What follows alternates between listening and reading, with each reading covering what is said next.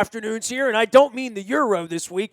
Anyone from Baltimore knows we have a little thing going on with those yins and that up in Pittsburgh and the Berg and that, and my Capital's heart being broken, and then having to at least momentarily watch Sidney Crosby hoist Stanley's chalice toward the heavens once more in the Pittsburgh region, and Mario Lemieux and all that. That was last week. This week, it's like something out of a Sopranos wet dream episode to see Cleveland happy. But Clevelanders are happy all over the world, and I want to share their happiness. And while I wear my 2001 Ravens hat because it brings me happiness, and I figure, if the Democrats and the Republicans can't get along, and we can't get along with Clintons and the Trumps and the Bernies and the right and the left and the gun control and the NRA, at least for a day, Baltimore can be nice to Cleveland. So they had their parade. I'm letting them come on. I'm letting them spike the ball. I'm letting them dance around. I'm letting them take their shirts off like their legends do. Guy, but he's from Cleveland. He does some broadcasting. He lives in Cincinnati, so he knows what it's like to live amongst other losers, right? And he is Tom Gallarder. He owns Fourth Floor Creative. He does a bunch of stuff with Fox Sports Ohio and radio in Cincinnati and the soccer team in Cincinnati. Him as well, and somehow he made it back down to Cincinnati from Cleveland after the parade on Wednesday. Tom, first off, happy to have you on a maiden voyage. I've kicked a lot of Clevelanders around. They've kicked me around. We stole the football team. They beat our baseball team. You know about this. You're a Clevelander. Yeah. Happy joy of joys to you, my new friend. How does Thank it? you. Doesn't it feel good? Isn't it wonderful? It's unbelievable. It's unimaginable. It's right up there, and I love my boys, but there's those life moments that you'll remember forever. Getting married, having two healthy, wonderful young boys, and having your hometown win a championship in professional sports. People told me before my children were born that it'll be this great moment, and there's no way to really explain to you what it's like. I would say it's the same thing. Like, I could never imagine what this feeling was like of being in Cleveland. I was there on Sunday night when the team won. I was at the queue watching it with my friends from high school who flew in from all over the country. Now, how many people were there Sunday in downtown? I mean, they said Sunday about 250,000 for the parade on Wednesday. And the latest estimate I saw was 1.3 million. So add a million to what was there Sunday. And by the way, I'm not doubting that number now that I think more about it. So a little background on me. I've been coming to Cleveland 25 years. I was there when they ripped the seats out of the Mistake on the Lake when the Ravens were coming to town in 95. I was at the Drive, the Elway Drive game. I was sitting on the 50-yard line. I mean, I have a long history with Cleveland and some girls in Twinsburg and in Berea and, Parma. I know all about coming out to Cleveland. I was there the day that Obama and Bruce Springsteen put on a concert after a Ravens-Browns game, and there were 250,000 people literally just in the square, and I know the square is where they house this. I've seen the overhead shots. I am blown away. Give me your pathway on Wednesday, because we've had two parades here, and at the end of the second one, Joe Flacco said to me, was it bigger than the first one? And it was by like 3. Like, I'm not kidding. The second one was frightening here. It literally was frightening in a lot of different ways. I mean, with, the thoughts of violence. We've had riots here. It just was... It was unruly, and it was almost scary how many people and how few police and how barriers can be broken down. I'm really happy there was nothing tragic that happened, because there were a lot of people in Cleveland on Wednesday, man. Oh, yeah, no doubt. I mean, and I didn't, being in the streets on Sunday and then on Wednesday, I never really felt like it was dangerous per se. There was a lot of people there yesterday. The hardest part was figuring out how we were getting down to downtown Cleveland, because we drove up from Cincinnati on Wednesday morning, and by the time we got there, my dad lives right near one of the transit stops with the rapid system. By the way, my favorite stop is Triscuit, just because it's... Yeah, no doubt. It's not exactly where my dad lives, but we didn't get a chance to jump on, because the wait for a train at that point was 2 to 3 hours. So we drove and found a place to park. We walked about 16, 17 blocks, found a place along the parade. And this is where, remember, I'm I've never been to a championship parade before. This is a first for me and for many of the 1.3 million people who are there on Wednesday. Well, and that's the biggest issue civically is that you really don't know. They think they have some way they're going to stage it, but there's no way to stage it. I mean, there's certainly no way to stage it putting it together in 48 hours, you know? You're right. And the hardest part for me, and this is where I learned my lesson, if you're going to a parade, I don't care what city it is, go to the front end of the parade, not the back. We thought it'd be a good idea to be towards the tail end, then we could swing over to the mall where they had the big rally afterwards, and we could kind of get a little bit of both. Problem is that the people flooded the streets. The cars couldn't get through. The parade that was supposed to take an hour and a half took 4 hours. Did it not start until like way later in the day? Because in the late morning, I literally thought about like putting it on, and I don't know. I'm sitting here editing these crazy rock music interviews I did from 25 years ago. So I'm sitting here listening to Peter Buck and, Joe Perry talk about their album. Put it on, and then the pictures started coming, and the video started coming on my Twitter and on my Facebook, and I'm like, wow, that's a hell. I mean, I thought the Kansas City thing last year was insane, by the way, too. And I've been to that area and that sea of blue and people giving up. Hey, in Baltimore, a lot of the players couldn't get downtown. I mean, Matt Burke just gave up. I mean, Matt Burke never attended the parade because he couldn't get there, And I don't. And Dick Cass in Baltimore thought that the stadium might be too big for the parade. Like, what happens if only 50,000 show up in a 70,000? Believe me, dude, that was not part of the problem. And you think the same thing in Cleveland, like, well, why didn't they have it in the football stadium? Why didn't they have it in the Jake? It's insane from the overhead that they could not have had that anywhere other than they would have built a plank out onto the water somewhere, man, Right. Yeah, I mean, I was, one who said, well, maybe it'd be good to have it, at First Energy Stadium where the Browns play, but that wouldn't have been any good. It seats 70-ish thousand. We had people trying to climb. Go back and look at the video. That's what I mean about scary, crazy stuff, I mean, you saw the photos of people hanging off parking garages, light poles. I mean, people were creative now. I give some of these folks credit. How long can you hang on a light pole? Parade that's going to take 3 hours. I saw people who did it for American Ninja Warrior stuff going on there, I guess. Yeah. They got their workout in. Tom Gaillarder. Am I pronouncing that properly? Yeah, you got it. Yes, all right. He's from Cleveland. Tell everybody what you do. Like, you broadcast sports, and you got a soccer team there coming now. I'm a big soccer guy. I'm going to see Messi play for the first time in my life on Sunday. I'm really, really excited about that. I'm a little bummed I wasn't in Houston the other night because I think it would have been fun. But as my wife said, do you really want to fly off one more time to see the U.S. get their ass kicked like that? I mean, we were in Gelsenkirchen in 06, and I've been to some of the scenes of the crimes, so to speak. So, I really didn't want to see them get killed, but I would have loved to have seen Messi score that goal, man.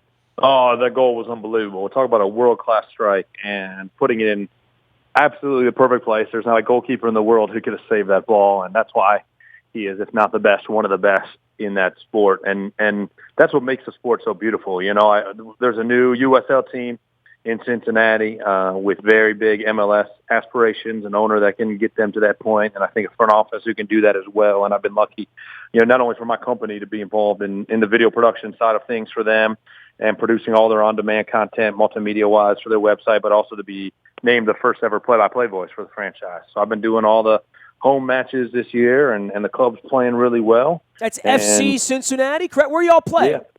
Yeah, at Nippert Stadium at the University of Cincinnati. And I worked there for a while, so very familiar with campus and the venue. And the club has invested on putting a new pitch in so it doesn't look like a football field. And that stadium just underwent an $87 million renovation. Wow. So it's as nice as any MLS facility in the country already, and they're playing in the USL. So certainly a great facility. The club's playing great, and they have this guy who's from, not too far from where you are out there, from the Virginia area. I don't know if you've ever heard of him. He played a little soccer along the way, John Harkes. Yeah, I've heard of him, yes. Yeah, I think he was on the national team, maybe made a team. I actually interviewed him in 1987 with Bruce Arena, pre-World Cup when we were just trying to get to the 94 Cup. And man, I mean, Harkes is a legend, so he's there, huh? Okay. Yeah, he's the head coach. I got to wiki that up, man. Fantastic job.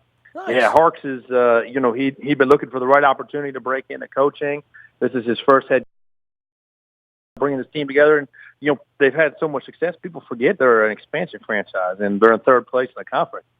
So playing really good soccer, and got a Virginia guy out here, so he's been doing a great job. It's been really cool to work with him, and obviously as somebody in my childhood, I remember watching on the national team for 7 years, from 90 to 97, and just a phenomenal face of U.S. soccer. Big too. Nice. Tom Galera joining us here from Cincinnati. He is Cleveland born and raised, and so says so on his Twitter, where you can follow him at Tommy_G. And so Clevelander escapes to Cincinnati. There's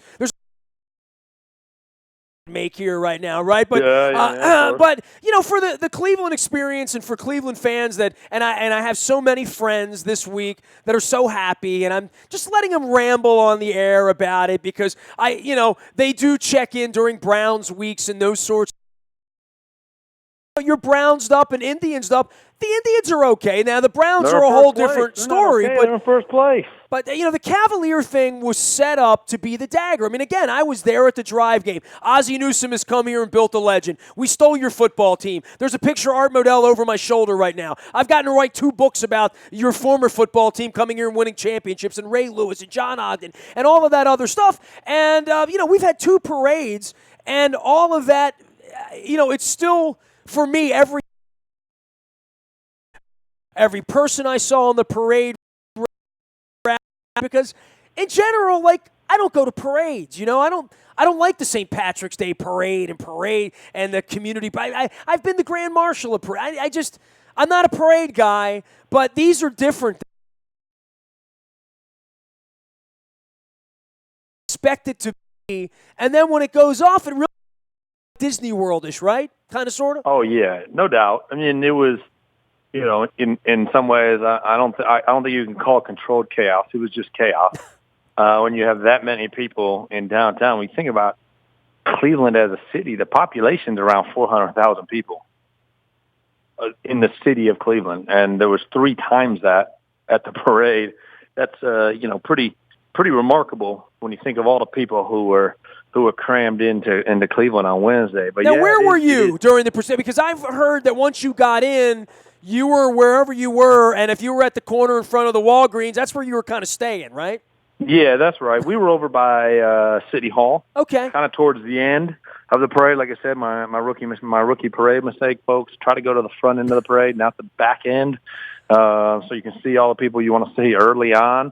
But it was we were right there by City Hall. We had a nice. When did view. you catch a glimpse of LeBron, or did you? I did, but it was hard. It was at the tail end. He wasn't standing up at that point. Okay. That's where I say, you can't really fault him. He's been in the, if he told me he wanted to sleep for 8 straight months, I'd have no problem with that after the Herculean effort he just put in. Dude, how pissed were you at him 4 years ago after the decision? Dude, I don't even like Cleveland, and I was pissed for you. That move was such a D-head move that it made me root for you, and I think that happened to a lot of people, but I'm still so offended by it, and I still think it's so very Cleveland that he kicked you guys in the nuts, and they came back and blocked the shot, and you're going to build the trophy, and it's almost an inconceivable story as it's Hollywood. As stories go, right? It really 100%. Is. Yeah, no, it's a storybook. Ending to this championship season, especially when you look at how the Cavaliers had to do it, coming back from down 3-1 against quote unquote the greatest team ever. Absolutely. The lineup of death, the Splash Brothers who can't be stopped, and they just proved it because they came back from 3-1 in the conference finals against a good OKC team. So everybody had the Cavaliers written off down 2-0, had the Cavaliers written off down 3-1. And they won 3 straight. And the whole thing turns. And to win two with their back against the wall at Oracle, where the Warriors had only lost twice in the regular season. The whole thing turns on a guy trying to hit LeBron in the nuts. Right? I mean, seriously. Poke the bear. Go for it. That's literally where the thing turned. Someone tried to give Cleveland a low blow, right? And and the league steps in, makes a little maneuvering. It becomes fair game, Game 7, and It's defense that wins the championship in the end, though, right? It was defense. Yeah, defense from Kevin Love. Go figure. And Kevin Love has the unique part of having Cleveland on the front of his jersey and Love on the back. How about that? Right, yeah. It's great. And, I mean, give him all the credit in the world for people who maybe criticized him during the NBA Finals. Well, he does make a lot of money. You must admit that. He played his heart out in Game 7, earned every penny, and made the defensive stop at the end on Steph Curry, who we all know could have popped a three. At any point. From anywhere on the floor. And who was there to make the stop? Kevin freaking Love. And instead of popping a three, he threw a behind-the-back playground pass that was 5 feet wide and out of bounds. Yep. And that's how Cleveland gets a parade. Tom Gallardo joining us here from the land of, he was in Cleveland. He's in the land of Cincinnati now, which I call the home of chili and flatulence the day after every Bengals game down there. Hey, man, I like your town. I was there last year. I did 30 ballparks in 30 days for the Bone Marrow Registry. My wife's a two-time leukemia survivor, and we were going down for the All-Star game last year, but I went in for a Saturday night, had the best time. I love the ballpark in Cincinnati, love the experience. Yeah, great park. Your team kind of stinks on the field. I mean, you even got that going for you now, right? You can wear your the Reds aren't my team. No, you can wear your Tribe hat around Cincinnati right now and say you're in first place. I'm a Tribe right? fan. Come on now. Yeah, well, first place Tribe. First place Tribe and world champion Cleveland Cavaliers. So you're having if you adopted the Penguins, you don't even need to adopt the Penguins. They had a parade for the minor league Cleveland team last week in Cleveland. They did include them. How about that? The Monsters. It's been a month of champions in northern Ohio. Y'all are City of Champions. Y'all getting a little more oxygen in your chest right now, right? You're puffed up like a proud pigeon, I'd say, right? Yeah, no doubt. Wow, what is Drew Carey going to use for material now, bro? He'll come up with something. He's a pretty smart guy. Well, look, man, I tip my championship Ravens cap to you in Cleveland and Cincinnati and wherever you're celebrating. Congratulations. I'm glad all of my Cleveland friends are having a good time, and it sounds like you're out. How much championship swag? How much money have you spent so far? I haven't gone too crazy thus far. You got a hat? I bought some stuff for my son. Yes, I have a hat. All right. My 4-year-old has a couple shirts. I have a shirt and a hat so far, honestly. My son has a pennant, a flag, 2 shirts, a hat, and got a shirt for my wife. I haven't gone too crazy now. I do have a good friend from college who's a diehard Golden State fan, so we've had the same bet 2 years in a row. The loser has to buy the winner a T-shirt. So last year I paid up, so I got another shirt coming in free of charge from my Warriors friend. So I can't wait till he has to buy it because that's just going to break his heart. I know that feeling because I had to do it last year. To the victor go the spoils. I mean, I'll do a lot of things, but, I don't bet. I've never made the bet where I wear the Steeler jersey. I don't make that bet. No, I don't do that. I wouldn't make that bet. But, no, we don't have to wear anything. We just have to buy the other guy a championship shirt. A Cavs championship shirt. Yeah, he has to buy me one. Okay, so okay. Yeah, no, he doesn't have to wear anything. Understood. He has to buy it, buy me a $30. Yeah, last thing you'd see me in is a Tom Brady jersey or something. That just wouldn't happen. Not in this lifetime. I'll hang out with Mike Tomlin, but I will not wear any of the stuff. That's just not my thing. With you. Tom Gallardo from Cincinnati joins us. So listen, this is my parting shot for you. Back in 2001, I was nationally syndicated, and I was on all these radio stations, and we won that year. And Papa Joe Chevalier, God rest his soul, was from Pittsburgh. He did the show after me. So for the entire year, any phone calls that came from Baltimore, he would have to say, we go to Baltimore, home of the world champion. That was sort of the penance because it's true, right? So this whole year, the next 364 days, anytime I bring anyone on from Cleveland, and believe me, I have a lot of Cleveland guests around here. The misery that you losers used to have brought such joy to me that I loved having people from Cleveland on because, they're semi-miserable and they're caustic and frank, you know what I mean, and honest and, and real sports fans. So I like Cleveland guests. So for the next year, anytime I have anybody from Cleveland on, I'm going to say, great having you on, Tom Gallardo from Cleveland, home of the world champion Cavaliers, because I know how good it makes you guys feel. Yeah, it does. It feels great, no question about It'll that. never get old. It really won't. Nope. It'll never get old. Hey, man, take the championship with you. It was great seeing your pictures and the fun and your kids and all that good stuff. Enjoy yourself. I'll bug you when we come to town to beat the Bengals this year, or try to beat the Bengals. Sounds good. That's a hard enough time, and I'll leave you alone during Browns weeks because, you've had enough of that. Hold on. We got a new coach. We'll be all right. I've heard we'll that get into before. that in the fall. We will. Be well, man. Great having you on.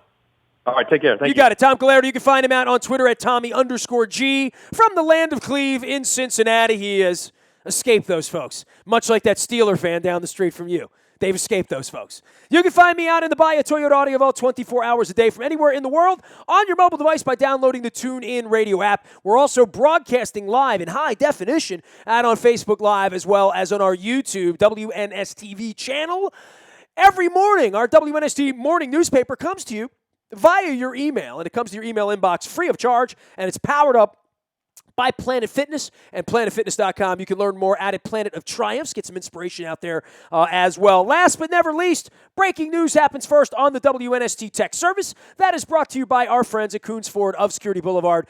Dennis will be here on Thursday, every Thursday, 3 until 5, driving you home. It is the SSV. That's the Sunday Sports Voice, now heard on Thursdays here at WNST. You can find me, Nasty, at WNST.net. You can throw all Cleveland tomatoes at me there. Twitter, Facebook, LinkedIn, Instagram, Snapchat. Hey, man, to the victor goes the spoils. They won.